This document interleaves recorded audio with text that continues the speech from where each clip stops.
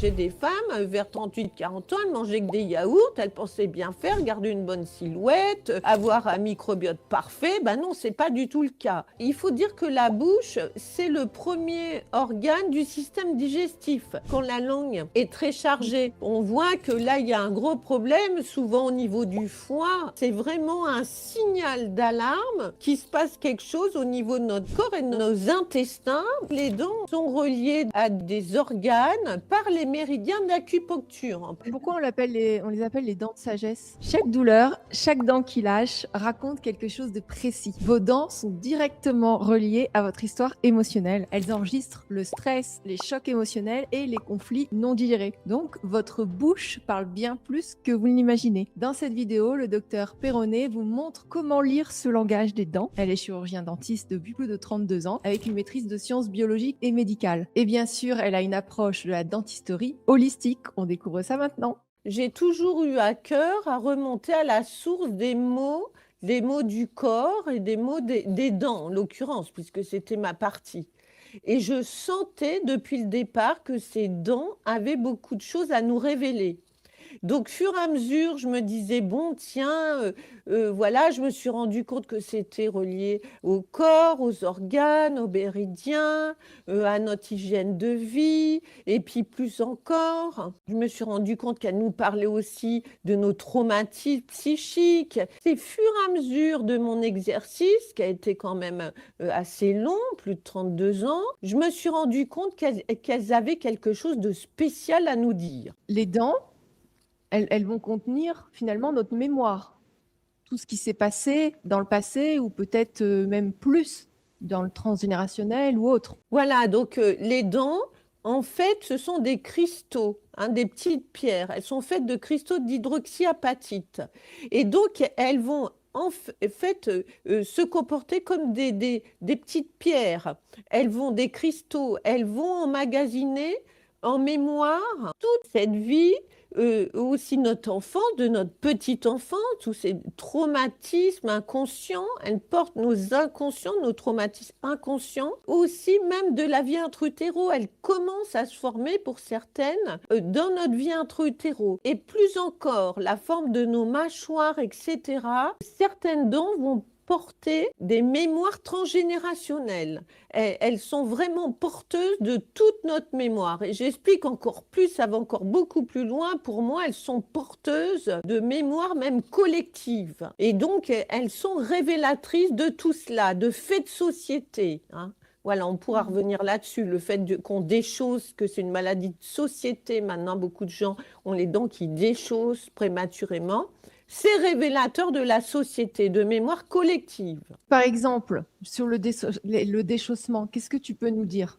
Alors, le déchaussement, c'est donc la perte de niveau osseux qui tient les dents. Donc, les dents, c'est comme une plante qui est tenue dans de la terre, du terreau. Et bien là, le tissu de soutien de la dent, dans le déchaussement, diminue petit à petit. On perd du niveau de terreau, d'os parodontal. On parle de parodontite, de parodontose, de maladie parodontale. Et donc ça, c'est des maladies chroniques. Il y a beaucoup de choses à dire, mais elles sont révélatrices d'un mal-être sociétal parce qu'en fait, en décodage, ça veut dire qu'on perd de l'estime de soi, on se dévalorise, on perd de la confiance en soi, on est le produit d'une société qui ne met pas en valeur l'être humain, contrairement à ce qu'on veut nous faire croire, mais au contraire, qui nous annihile. Il y a des gens qui déchaussent de plus en plus jeunes et de plus en plus massivement en plus, hein. Au niveau des parodontites, parodontoses, c'est révélateur de beaucoup de choses, c'est lié à notre écosystème intestinal, etc., etc. Et c'est précurseur de maladies beaucoup plus importantes, dégénératives. C'est un signal d'alarme dans notre bouche dès le début d'échaussement d'une inflammation chronique qui peut se révéler à tout le corps après. Voilà. Donc ça veut dire que quand une dent signale, que ce soit déchaussement, abcès, autre, c'est un indicateur qu'il y a quelque chose dans le corps ou même dans la vie qui ne va pas. Ah oui, tout à fait. Alors, c'est relatif. Dans les parodontoses, on touche quelque chose qui touche le tissu osseux, Donc là, c'est très profond, c'est déjà un mal-être qui s'exprime, qui est assez installé, entre guillemets. Et donc, si ça touche une dent, ça dépend de la pathologie. Si c'est une petite carie jusqu'à un abcès, hein, c'est des niveaux différents, mais ça voudra nous dire des choses, effectivement, qu'il se passe quelque chose en nous, que notre être souffre, que notre âme souffre, que notre corps veut nous dire quelque chose. Il faut s'arrêter, essayer d'écouter et de comprendre. Et s'il faut se faire aider par un praticien, quelqu'un qui va nous permettre de comprendre ce qui se passe. Et par rapport au déchaussement, enfin, pour les personnes qui ont ce déchaussement, qu'est-ce qu'elles peuvent faire pour s'améliorer? Enfin, déjà pour améliorer aussi la dent, déjà la zone, et Mm. de manière générale, à part en effet voir un Alors, praticien. pour le déchaussement, c'est très complexe. Ça fait partie, donc, ce que j'ai dit, des maladies chroniques dégénératives, comme bon nombre de maladies chroniques dégénératives. Il faut faire une révolution générale et prendre le problème sur plusieurs angles et plusieurs aspects. C'est ce que j'explique dans mon dernier livre, La médecine holistique et quantique, où je développe un modèle intégratif, holistique, de la thérapie et de la santé. C'est-à-dire que dans ces maladies chroniques parodontales, il faut absolument agir sur plusieurs niveaux à la fois. Il faut déjà réformer le système alimentaire, voir les grosses erreurs alimentaires que font les gens. On pourra en parler après si tu veux. Après, il faut voir au niveau de l'hygiène de vie, l'hygiène buccale bien évidemment, faire des soins en conséquence localement aussi, qui s'imposent, des détartrages, des surfaçages, etc. s'il faut. Donc il faut déjà prendre en compte tout ça. Après, aller voir au niveau de l'écosystème intestinal, c'est souvent lié donc à l'écosystème intestinal, une dysbiose intestinale, inflammation intestinale. Donc là, il va falloir réguler et désinflammer cet intestin avec des probiotiques, prébiotiques, etc., de la glutamine, etc. Drainer les émonctoires, etc. Donc déjà là, il y a déjà, c'est toute une médecine dentaire intégrative qu'il faut développer, voir dans tout le corps, prendre le patient globalement, généralement, et remédier déjà sur un plan général. C'est lié à la santé générale. Et après, plus profondément, il va falloir, si on voit que ça ne suffit pas, aller voir si il n'y a pas une accroche psychologique, psychogénéalogique à ce problème dentaire. Donc voilà, il va falloir agir sur plusieurs plans et souvent en même temps, c'est-à-dire réformer le régime, donner des compléments alimentaires de drainage, de probiotiques, de la micronutrition, etc. Relancer l'organisme, remonter l'immunité, reminéraliser le corps, puisque le déchaussement, c'est une déminéralisation. Donc reminéraliser, il y a un terrain souvent d'acidose, donc il va falloir contrebalancer ce terrain. Je donnais beaucoup d'homéopathie, je suis homméopathe, donc pour faire aussi tout ce travail au niveau informationnel. Par exemple, les erreurs qu'il faut éviter, les erreurs alimentaires quand on a un déchaussement. Les erreurs, c'est souvent le régime signalé, hein. J'ai beaucoup travaillé avec ce régime-là, sans caséine, sans gluten, hein. Le caséine, lait de vache en particulier, et gluten, tout ce qui est à base de blé, hein, qui a des grosses protéines de gluten. Ça déjà, si on bannit ça de son alimentation, on a des résultats énormes au niveau des gencives et des tissus de soutien des dents. Donc, C'est on enlève énorme. les laitages et le gluten. Voilà, laitage surtout de vache, voilà, surtout le lait de vache, hein. On peut garder dans certains cas, ça dépend du degré de déchaussement, on peut garder un petit peu de lait de brebis sous forme de fromage et non pas de yaourt, et éventuellement de chèvre en fonction des régions, etc. aussi. S'agit pas de frustrer aussi la personne totalement. Moi, quand je recevais quelqu'un, je lui disais, en fonction de la personne et ce qu'elle pouvait assimiler, on va dire, on ne pouvait pas tout lui dire en une seule fois. au moins supprimer un des deux. On voyait si elles se bourraient de yaourt. Moi, j'ai des femmes, vers 38-40 ans, elles mangeaient que des yaourts, elles pensaient bien faire, garder une bonne silhouette, avoir un microbiote parfait. Ben non, c'est pas du tout le cas. Hein. Ça acidifie l'organisme, c'est peu assimilable, etc.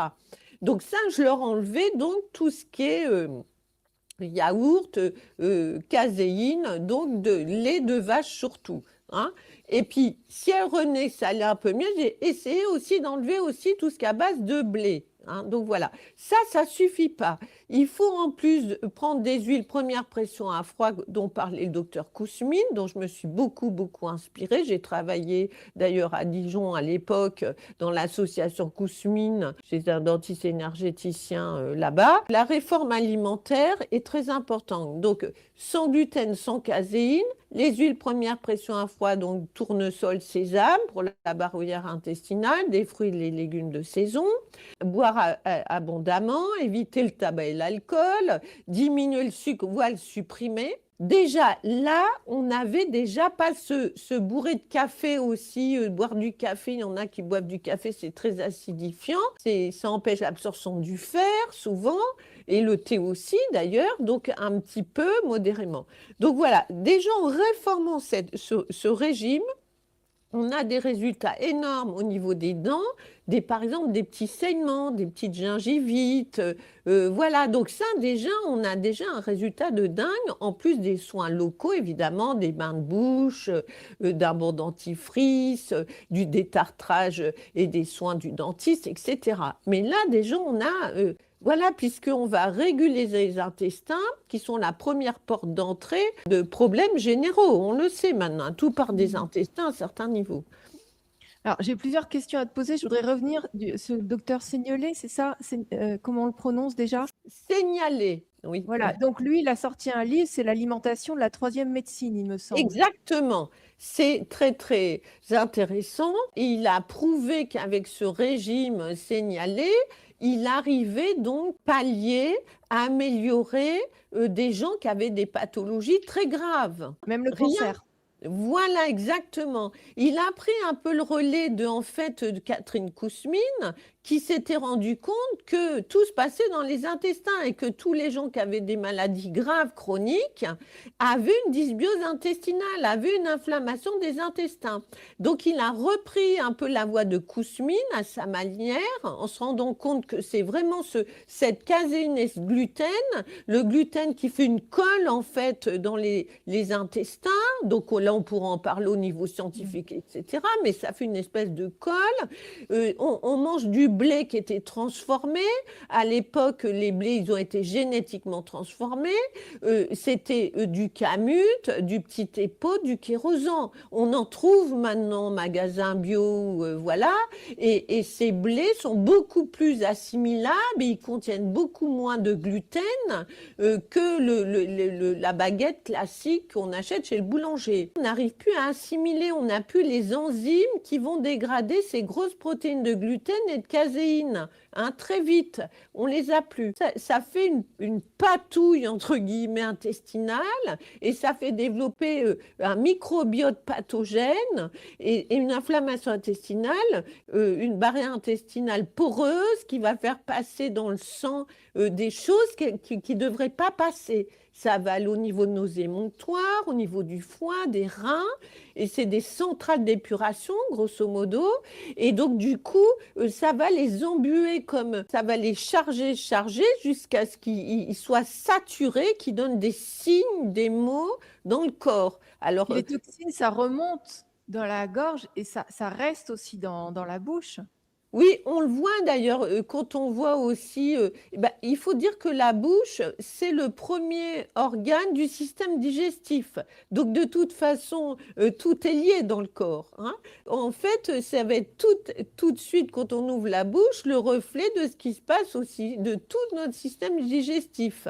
On voit au niveau de la langue aussi, hein, quand la langue est très chargée. On voit que là, il y a un gros problème, souvent au niveau du foie, hein, le foie qui est saturé, l'organisme qui est saturé. Hein. Mais alors, quand elle est crantée sur les côtés, elle est oui, traces de là, ventre, oui, c'est pas bon non plus. Non, Ouais. c'est pas bon non plus. Mais au niveau de notre gencive et notre tissu osseux qui tient les dents, ça peut être très saignant, très spongieux, etc. Là, c'est vraiment un signal d'alarme qu'il se passe quelque chose au niveau de notre corps et de nos intestins. C'est le reflet vraiment d'une santé précaire et qu'il faut vraiment faire attention et remédier à beaucoup de choses.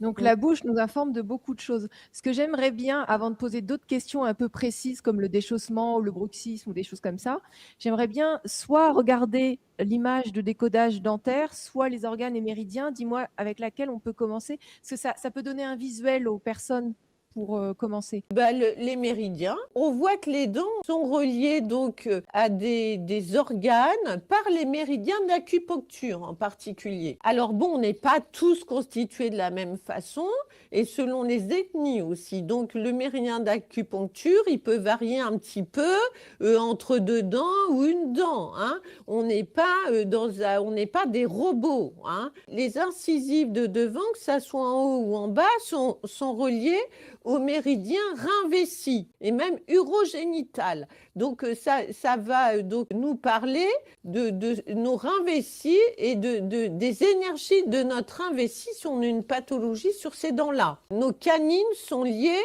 au foie vésicule, hein, au méridien foie vésicule. Donc, va nous rendre compte de notre état donc de notre foie et de notre vésicule biliaire. Et sur d'autres plans, ça voudra dire d'autres choses, hein, évidemment. Les molaires, c'est plus les intestins. Et par exemple, ici, on a encore les dents de sagesse. Oui, on les a là. Sur ce schéma, on a donc les dents de sagesse qui sont appelées, les dents sont numérotées, elles sont numérotées de 11 à 48. Les dents de sagesse, elles portent le chiffre 8, retenez, 18, 28, 38, 48. Donc, sur ce schéma, il y a encore les dents de sagesse, et les dents de sagesse sont reliées au cœur, à notre organe cœur, méridien du cœur, et aussi à l'intestin grêle. C'est un lieu de passage de plusieurs méridiens d'acupuncture, ces dents de sagesse. Alors, c'est pas Et parce si que... oui, Si voilà. nous enlevons ces dents de sagesse, c'est correct ou c'est pas correct? Il ne s'agit pas d'être correct ou pas.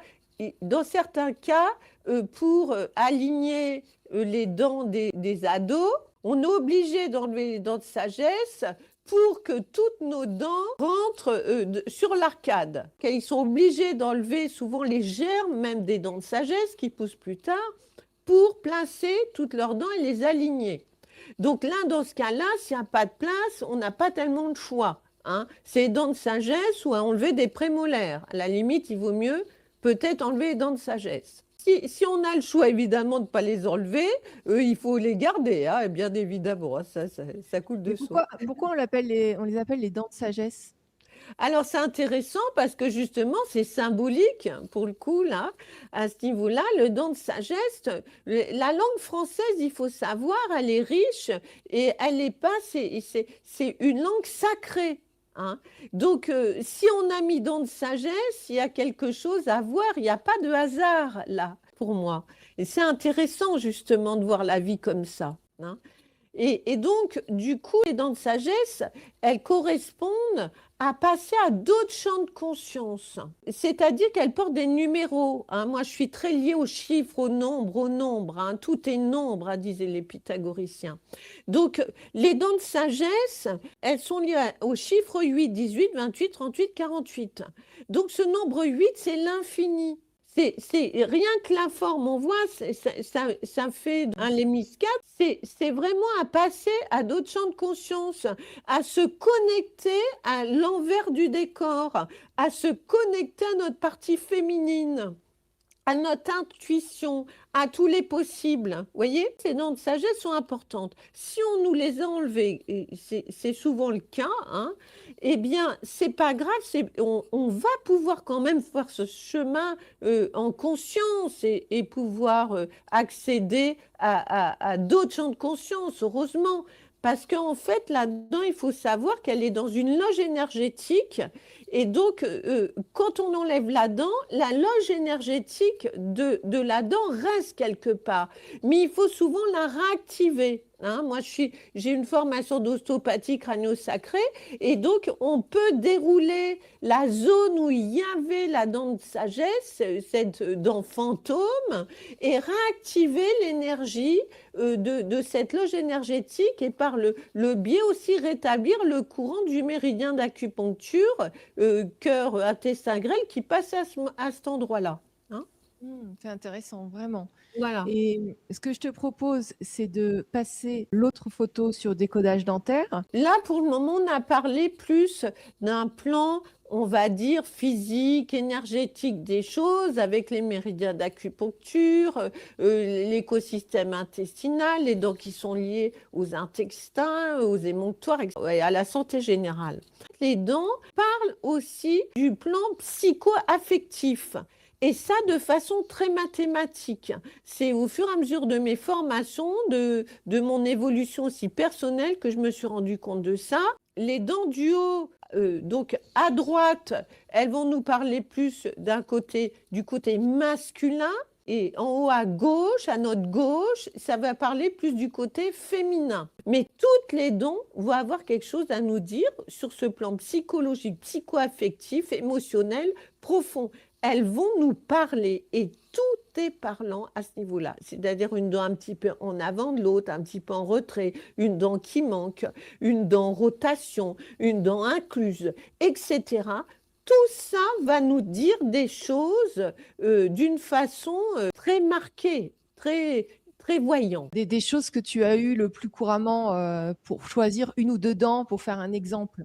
Par exemple, Dis-moi quel numéro. alors 13, 23, 33 et 43. Les canines, voilà, 13, toutes les 23. canines, en haut, en bas, à droite, à gauche. Et bien, toutes ces canines, on a dit qu'elles étaient en lien avec le méridien foie-vésicule. C'est des dents aussi qui nous montrent aussi, surtout les canines du haut, 13 et 23, notre rapport à l'incarnation. L'acceptation de s'incarner. Donc, soit elles sont trop descendues, soit elles ne veulent pas descendre. Ça voudra dire des choses.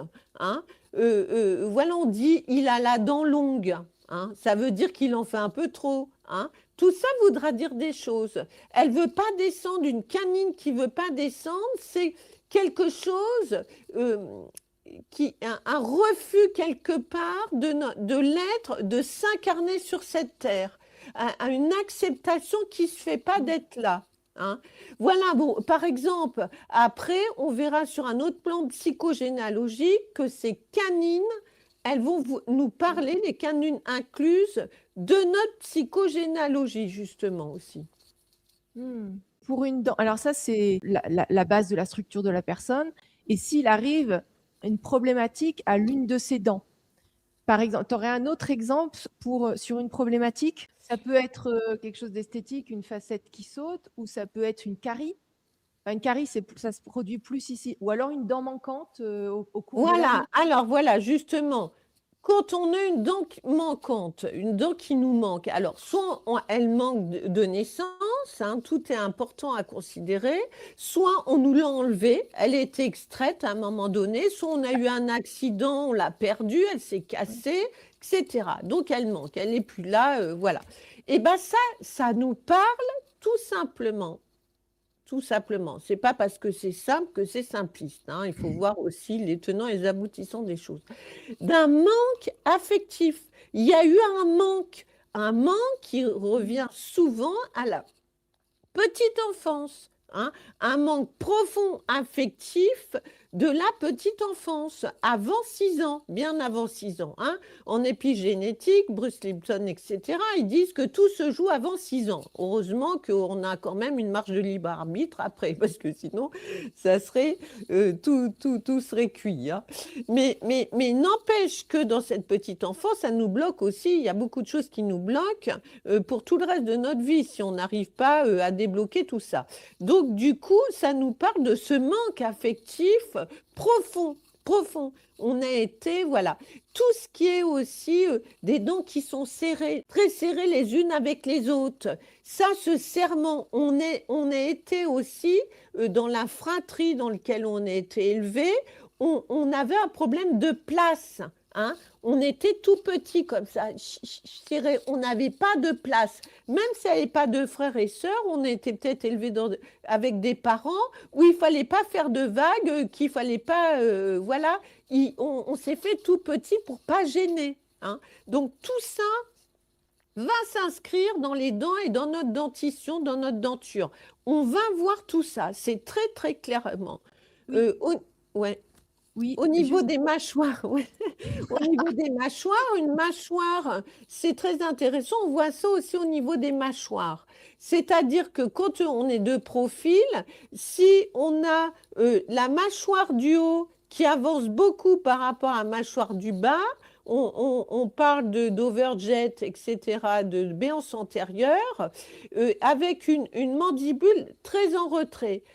Ça va parler aussi on parle de profil d'oiseau, etc. Ça parle de choses qu'on est introverti.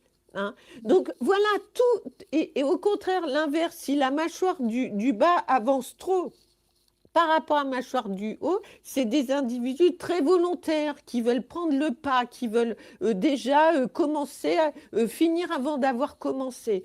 oui, ça Voilà, fait donc penser à la psychomorphologie du visage et du exactement, corps. exactement. Ça, voilà. Donc, en fonction du plan dont on parle, la denture en général, qui prend donc nos 32 dents, et les tissus de soutien vont nous parler sur plein de plans.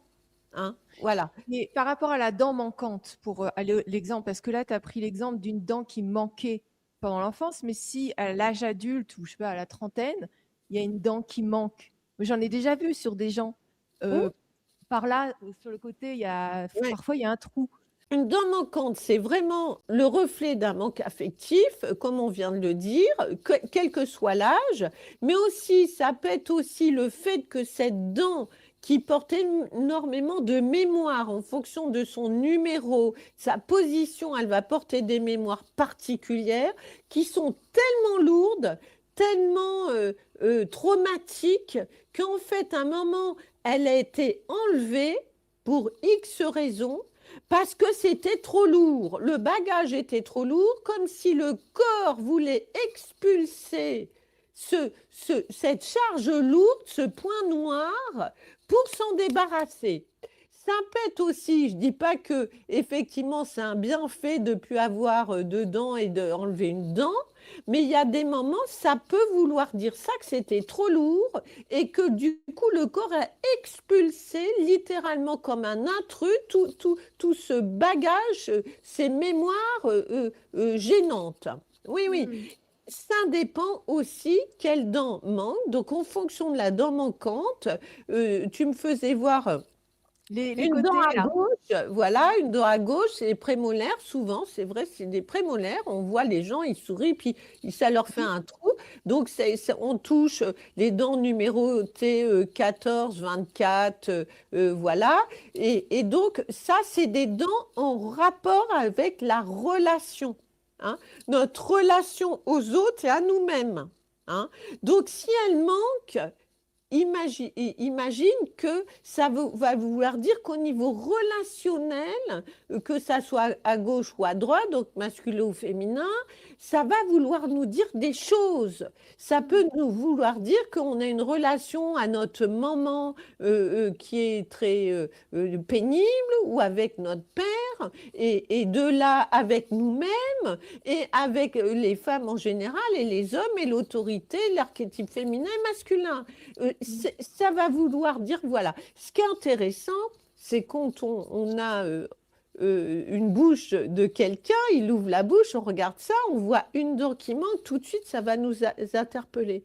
Et là, on va pouvoir, c'est comme une porte, hein, je le dis dans mon livre Les dents miroirs de votre âme, les dents sont des portes sur nos inconscients directs, sur nos univers quantiques, sur nos inconscients. Et donc, du coup, là, de fait que, admettons qu'il nous manque une dent, ah, elle n'a pas été remplacée en plus. Hein. Voilà, donc ça aussi, hein, puisqu'on le voit, la pète est remplacée. Pourquoi la pète est remplacée? Et si elle est remplacée par un bridge, elle manque quand même quelque part, hein, donc on pourra étudier ça aussi. Mais donc, allez voir, tout de suite c'est une porte et hop, on va pouvoir rentrer, entre guillemets, dans un champ, ouvrir une boîte de Pandore quelque part et poser les questions adéquates et voir comment le patient réagit, si c'est intéressant, si on le ressent en tant que praticien, bien évidemment.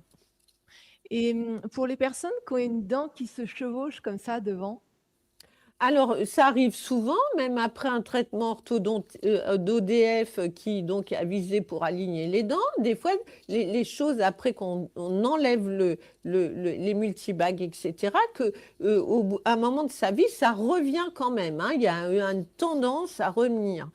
Et donc une dent en avant et l'autre en retrait. Donc les deux incisives centrales en haut. À gauche, ça correspond à la maman, à droite au papa. Et les petites incisives latérales sur le côté, donc, correspondent à notre positionnement par rapport à notre papa et notre maman. Donc, si on a, par exemple, une incisive latérale qui est en arrière de l'incisive centrale, ça voudra dire des choses. Ça veut dire qu'on se met en retrait par rapport aux parents en question, hein.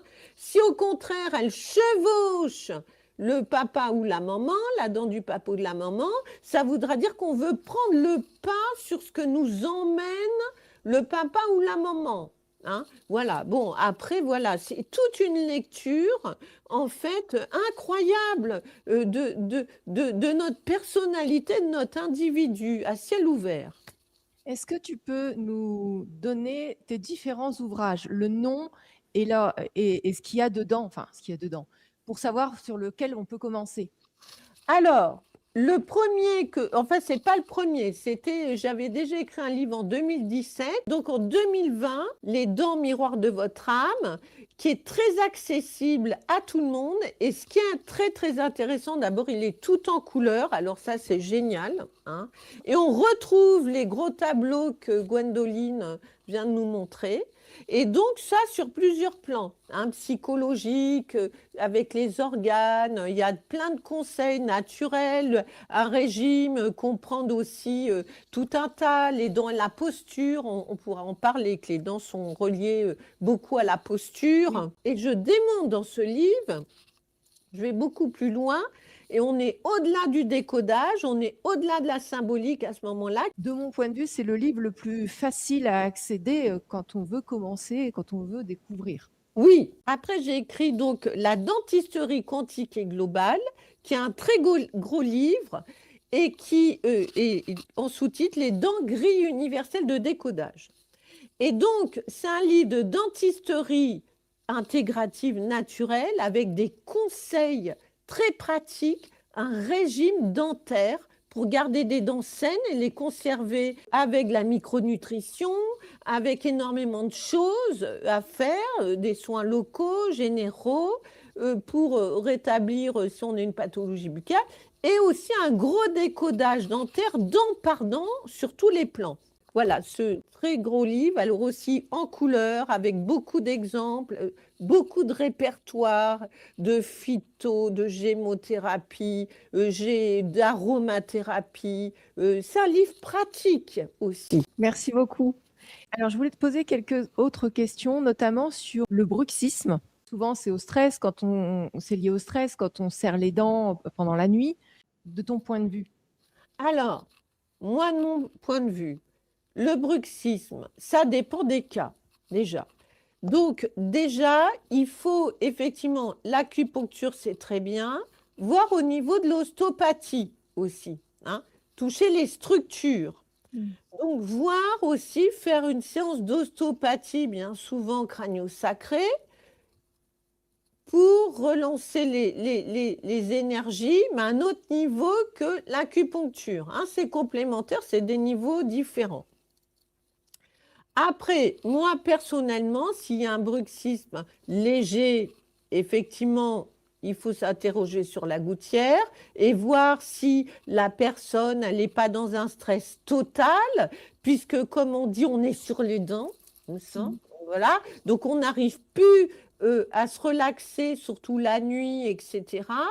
Donc, le fait de porter une gouttière d'occlusion très bien, comment dire, il faut absolument qu'elle soit ajustée en occlusion. Des fois, moi, je passais 2 heures à ajuster une gouttière d'occlusion en fonction du labo du prothèse, c'est le laboratoire prothétique qui nous fait on prend une empreinte, on envoie, etc. Des fois, tu poses la gouttière, hop, impeccable, il n'y a rien à toucher. D'autres fois, eh ben, il faut faire un réglage d'occlusion pour arriver à quelque chose de bien et qu'il y ait des points de contact partout, hein. Donc voilà, donc ça aussi, voilà, ça veut dire aussi beaucoup de choses. Bon, Mhm. donc voilà, donc il va falloir faire un réglage d'occlusion sur cette gouttière si nécessaire, hein. Donc ça, c'est important à le dire, hein. Après, le fait d'avoir cette gouttière, ça va augmenter ce qu'on appelle la dimension verticale du visage. Et donc, du coup, ça va décompresser le ménisque et les ATM, les articulations temporomandibulaires, qui sont en lien avec tout le corps au niveau neuromusculaire. Donc, du coup, ça va quand même donner une respiration au corps. La personne va mieux dormir, elle va mieux se reposer. Et là, ça peut faire un bienfait vraiment notable. Et en plus, cette gouttière, on s'est aperçu aussi qu'elle va agir au niveau fonctionnel, mais aussi donc au niveau de la posture générale. L'occlusion, on n'en a pas parlé, c'est-à-dire c'est comment les dents du haut rencontrent les dents du bas. Ça doit se faire harmonieusement sur toutes les dents, hein. Et si une dysfonction à un endroit, ça peut perturber toute l'occlusion et par voie neuromusculaire, perturber tout le corps, hein, Oui, tout parce que un les côté. fascias, ça va tirer d'un côté plus qu'un autre et Exactement, ça ça va va. dérégler la posture. Ouais, Voilà, ouais. ça va tout dérégler. Donc, du coup, l'intérêt dans ces cas-là, bon, ça on fait une parenthèse, c'est aller voir l'ostéopathe, peut-être mettre le podologue avec des semelles enfin, qu'il faut pour Il faut établir. pas Et voilà. commencer par les dents? Alors, justement, est-ce qu'il faut commencer par les doigts? Oui, en général, il faut faire l'ensemble. Déjà, on peut mettre une gouttière au niveau occlusion parce que est-ce que c'est l'occlusion qui déglingue la posture ou si c'est le fait qu'on ait une cheville tordue pour X raison qui, par biais neuromusculaire, arrive aux ATM et nous fait un problème d'occlusion. En général, c'est lié. Donc, du coup, l'idée, c'est d'intervenir au niveau de la mâchoire, au niveau de l'occlusion, avec la gouttière, et bien régler, OK, et la bonne gouttière, parce qu'il y a plusieurs sortes de gouttières d'occlusion, et aussi faire une séance d'ostéo, voire Voilà. mettre des semelles, etc. Et Il moi, faudrait commencer peut-être par détendre le corps de c'est ça. multiples façons et Voilà. après commencer à ajuster. Voilà.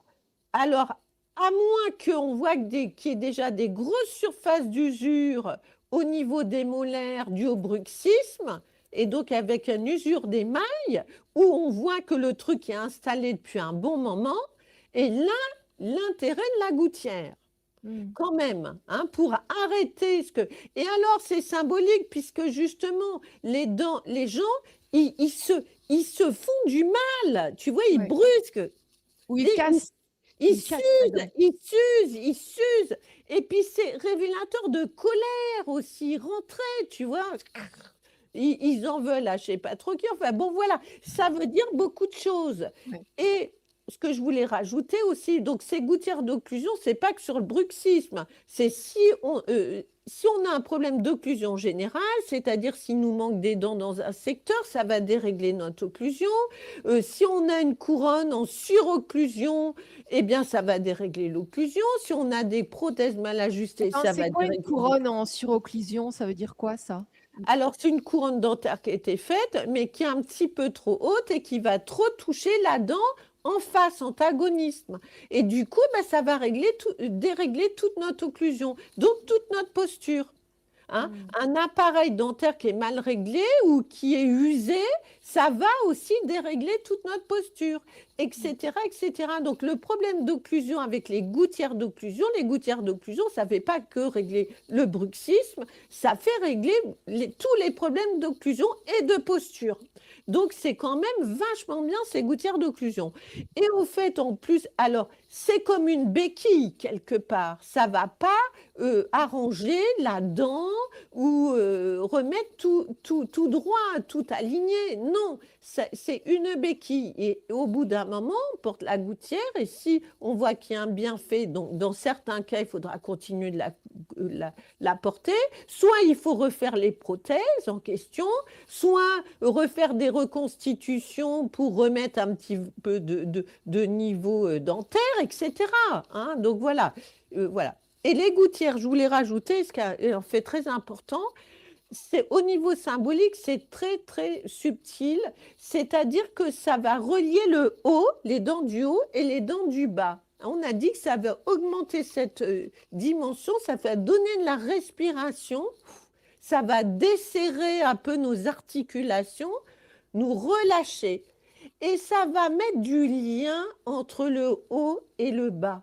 Hein, chose que la personne a du mal à faire, à relier le père, la mère, le masculin, le féminin, etc., etc. Donc, quelque part, si c'est fait en conscience, ça va l'aider à se retrouver, à retrouver le lien avec son être profond. Ça va très loin, cette histoire. Voilà. D'accord. Tout à l'heure, tu as parlé de colère. Il me semble que les abcès dentaires, c'est relié à une colère refoulée, quelque chose comme ça? Alors, les abcès dentaires, en fait, un abcès, qu'est-ce que c'est? Ça va être une poche qui va se former au bout des racines des dents, d'une ou deux racines des dents, et une collection qui va être dans l'os, hein, qui a rongé l'os et qui se forme dans l'os dentaire. Donc, ça va être, il y a le kyste aussi, hein, le kyste, il rentre en éruption, ça va faire un abcès, hein. Et donc, cet abcès, c'est genre un enlisement, tu vois. C'est comme si on était enlisé, un bâton dans les roues. Hein. C'est symbolique, effectivement, c'est une collection de microbes, de trucs, mais c'est comme si on était enlisé. Hein. On sent que c'est au-delà de la colère. Hein. Là, on est enlisé, il y a quelque chose puisque pour qu'il y ait abcès, il y a le nerf dentaire qui est mort. Hein. Il n'y a pas d'abcès en général sans que le nerf dentaire dans la dent soit mort. Hein. C'est le fait que le nerf dentaire s'est nécrosé à la suite d'une infection bactérienne que ça va donner cette suppuration. Donc voilà. Donc ça veut dire qu'il y a quelque chose de morbide qui se passe et donc qui est signe d'un enlisement, qu'on n'arrive pas à trouver de porte de sortie quelque part. Il y a quelque chose qu'on ne veut pas voir aussi sûrement. Hein. Donc, effectivement, en fonction de la dent, ça sera plus la colère. Si c'est lié au foie, la vésicule. Si c'est sur une dent prémolaire, ça sera plus lié à la tristesse.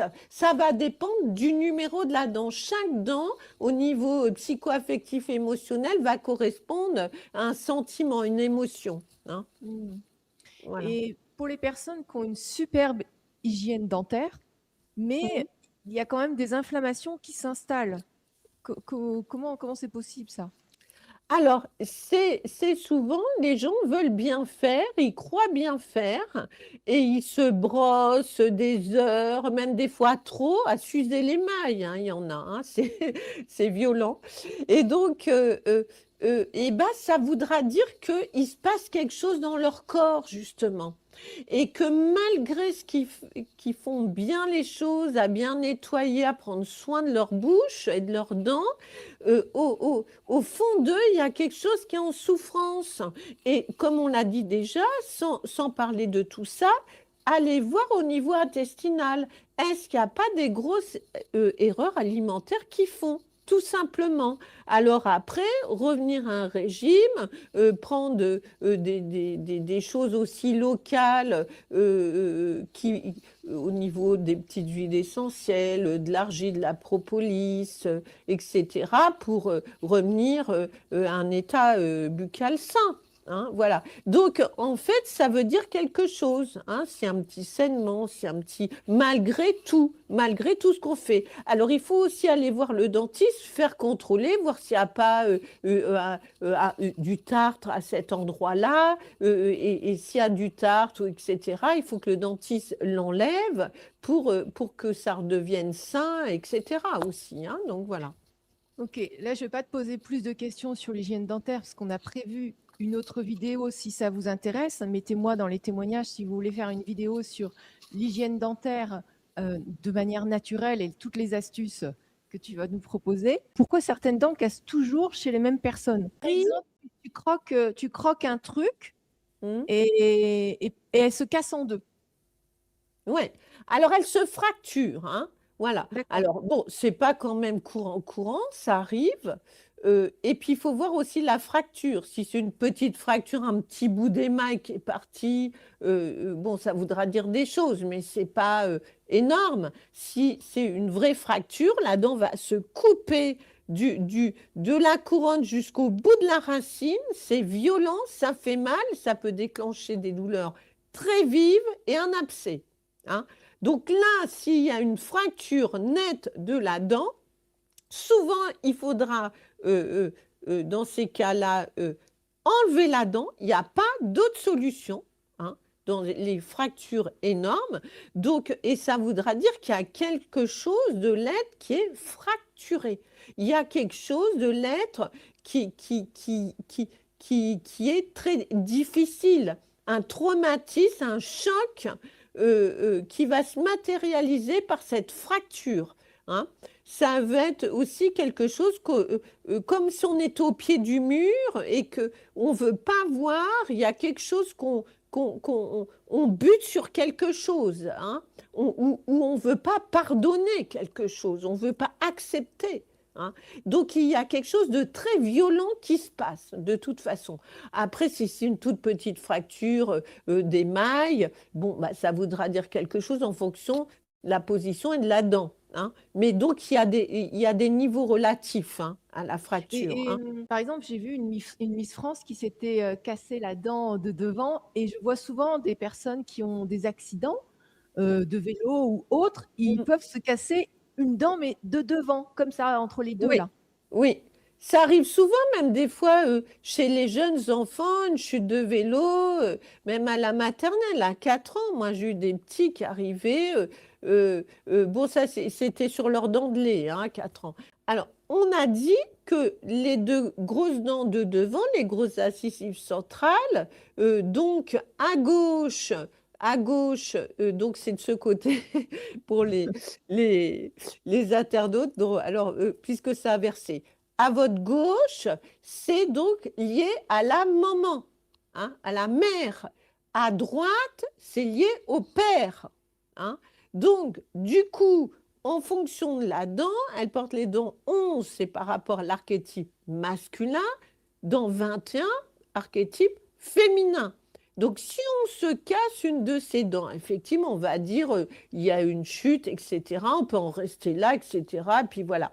Au fond, ça veut dire quelque chose. Il y a quand même quelque chose à voir avec la maman et le papa. On sait qu'on n'a jamais fini de travailler avec ce papa et cette maman en général, hein. C'est souvent, ça rebondissement. On dit, oh là, ça y est, j'ai fait mon travail de deuil ou je sais pas quoi, d'acceptation avec mon papa, ma maman, etc. Bon, bah, si c'est tout fait, bah, tant mieux, hein. Mais bon, moi, personnellement, tous les jours encore, je me rends compte qu'il y a encore de la souffrance, il y a des choses encore qui remontent sur plein de plans. Bon, enfin bref. Et donc, ça voudra dire que avec ce papa ou cette maman, il y a quelque chose quand même de violent, il y a quelque chose de traumatisant, il y a quelque chose de souffrant là, hein. Même que c'est un enfant, ou et ça dépend de l'âge aussi. Si on se casse une dent à 4 ans, à 7 ans, à 8 ans, à 30 ans, hein, voilà, il faudra voir aussi tout ça. Mais ça sera relatif avec l'archétype féminin en général ou l'archétype masculin, hein. L'archétype, c'est énorme. Un archétype, c'est à gauche, la maman, ça va être l'intuition. Notre intuition, qu'est-ce qu'on ne veut pas ouvrir? C'est nos inconscients, l'écoute, notre écoute, se faire confiance, hein. L'archétype masculin, c'est l'autorité, notre mental, etc., nos concepts. Voilà, c'est énorme aussi. Donc, voilà, en fonction de l'âge, etc. En tous les cas, ça sera révélateur de choses très, très profondes et intéressantes aussi à comprendre. Hmm. Et alors, pour aller plus loin, je vous invite aussi à découvrir les formations de Juliette, parce que tu as plusieurs formations et ça va permettre aussi d'approfondir le décodage dentaire et de comprendre aussi le lien des dents. Je vais vous mettre le site internet et les références des livres juste sous la vidéo que vous pourrez consulter. Est-ce que tu veux partager quelque chose par rapport aux formations? Je fais une formation décodage dentaire holistique depuis plus de 12 ans maintenant. Donc, pour tous les thérapeutes, je précise, hein, pour tous les thérapeutes ou les étudiants en formation thérapie, quelle qu'elle soit, c'est une formation donc, qui comprend plusieurs plans, 6 plans, qui est un décodage très profond sur 6 plans, 3 niveaux de conscience, qui s'inscrit donc dans ce modèle intégratif et donc et qui fait les liens entre les plans. Ça, c'est une grosse formation de décodage. Toutes les formations, de toute façon, sont interdépendantes et elles matchent les unes avec les autres. Voilà. D'accord. Si vous voulez qu'on fasse une autre vidéo, posez vos questions en commentaire. Enfin, déjà, dites-le nous. Et posez vos questions en commentaire pour la prochaine vidéo qui arrivera très rapidement si vous avez envie, notamment sur comment prendre soin de vos dents d'une autre manière. Voilà, si par exemple vous avez des questions par rapport au bain de bouche de coco ou alors à X choses, posez-les, comme ça je les poserai pour vous. Les amis, j'espère que cette vidéo vous a plu. Et merci beaucoup à toi, Juliette. Est-ce que tu aurais juste un petit mot de la fin à partager à la communauté? Merci Gwendoline de m'avoir invitée. Je suis ravie de partager toute cette connaissance. Je serais ravie aussi de vous dire tout ce qu'il faut faire au niveau naturel pour garder vos dents saines, pour aussi maintenir une santé générale et une santé buccale. Le microbiote buccal et intestinal sont liés, vous l'aurez compris. Des choses très simples avec de l'argile, la propolis, comme on a dit, le sérum de Quinton. Et donc, vous aurez compris donc, que je suis passionnée de thérapie, du vivant. Je remercie la vie aussi, je voulais le dire, de m'avoir amenée sur le terrain des dents, qui m'ont montré que ces dents nous révèlent ce qu'il y a à l'intérieur de nous, dedans. Et j'aurais pas pu me figurer au départ de mes études que les dents m'auraient emmené jusqu'à tout ce parcours, aller jusqu'au fond des choses, au fond de l'être. Et j'en suis très reconnaissante à la vie et à Gwendoline aujourd'hui. Voilà, merci. Merci à toi, Juliette, pour nous avoir partagé toutes tes connaissances et toutes tes recherches. Et puis, c'est pas fini. On vous embrasse fort, les amis. À bientôt.